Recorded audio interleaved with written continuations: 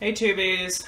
So, I'm doing a couple of videos today, and I thought I would show you, I have here a plate and I have a white candle, and there are going to be times in your life, and I'm not doing this on any particular person or at all, I'm just doing this for demonstration purposes, so if you think that I'm cursing you or I'm hexing you as you're watching this, then you have a bigger ego, and you think I give that much shit about you. It's hilarious. But anyways, so this is a curse that I found in the 5,000 spell book, but I thought I would change it up and make it my own because that's what I do.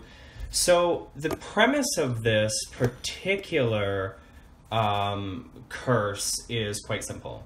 So you'll need a white candle, and preferably one at a size that you would use at a vigil or something. So when somebody passes away, whether they're famous or whatever, people might hold candlelight vigils and they've got their little memorial candles or whatever.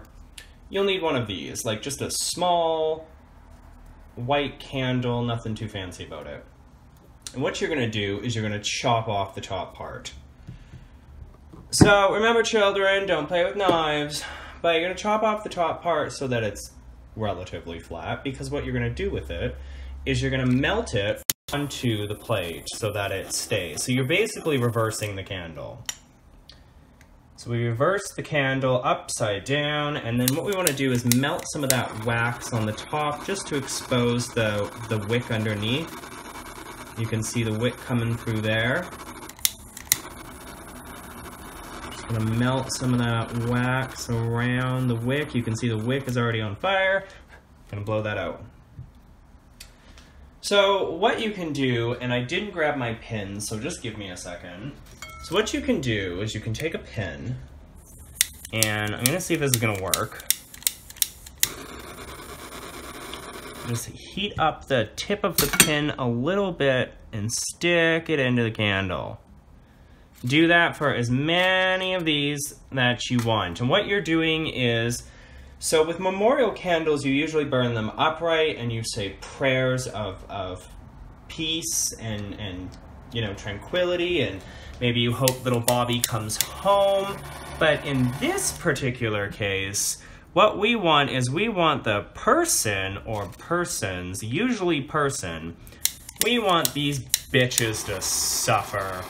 And the bitch can be whoever you want it to be. So we're just sticking pins in here, and the pins are representing pain and anguish, and maybe one of them represents, this bitch ain't gonna have no money, this bitch ain't gonna have no peace, this bitch be sleeping with my man, so she gonna get all kinds of diseases. You really just want to stick as many pins in here as you feel necessary to really drive your point home. Each pin should represent something, okay? Again, this is demonstration purposes. So now that we've got our pins in here and we've turned the candle upside down and each pin is representing something nasty and negative, okay? We're going to anoint the candle with various different types of oils. For this one, I've got a water. So this is a flammable liquid. I'm going to put a little bit on here, just on the wick, not even a lot. Okay, and then I'm also going to put oil of the dead on. Oil of the dead is an oil that I make within a cauldron. It sits for 3 days, and there's an entire ritual that goes on each day around it. But this one's going to haunt them. We want them haunted.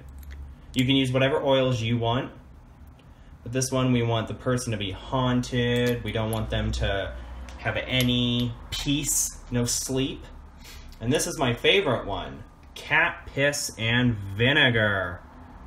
We want them to smell ammonia. We want them to just be disgusting. We want no peace, nothing. This is a very potent cursing liquid for me. All it is, okay, all cat piss and vinegar is if you have cats, you go into the litter box, you grab a little bit of that clumped up pee, and you put it into a jar, and you put some vinegar in there, and there you go. That's all it is. You can put other herbs around this. You can put other oils around this. But then, now that we've anointed it with the oils, we've stuck the pins in, we've said that, you know, this person's not going to have any peace, we don't want them to find peace, we want them to be miserable, maybe we want them to lose their money, we want them to just basically fucking rot, is essentially the point. Now, it should be noted that what you should do is you should take a petition, place it underneath the plate with the candle on it, and you want to say in your petition, you want to be exact. You can put a sigil on there, you can put symbols, you can do whatever you want, but in your petition, you should be very exact of what you want to happen to this person. Write down their first and their last name if you know it. If you don't, their first name is fine, but just visualize that person, visualize all of the things happening to them, which is each pin, because as the candle gets down to those pins, it's going to fire that off.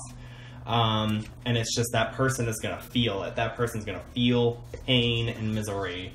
Okay? So as the candle is burning, you'll want to read things, whether it's incantations, spells, whatever, but you want to read stuff over this, and you want to imbue your energies in. And again, this is demonstration purposes, so I'm not going to go through that whole process. But here's a good one to read. It's John 14:27. Peace I leave with you, my peace I give you. I do not give to you as the world gives. Do not let your hearts be troubled, and do not be afraid. So you'll want to read, basically what you're doing is you're reading, these are funeral Bible verses, okay? A couple of these I printed off the internet, just for, again, demonstration purposes. But you'll want to read some sort of funeral incantations over these. You can read nasty things if you want, but what you're doing here is that this is a vigil prayer type candle, and you have chopped the head off, flipped it upside down, and you're burning it down from the top to the bottom, upside down.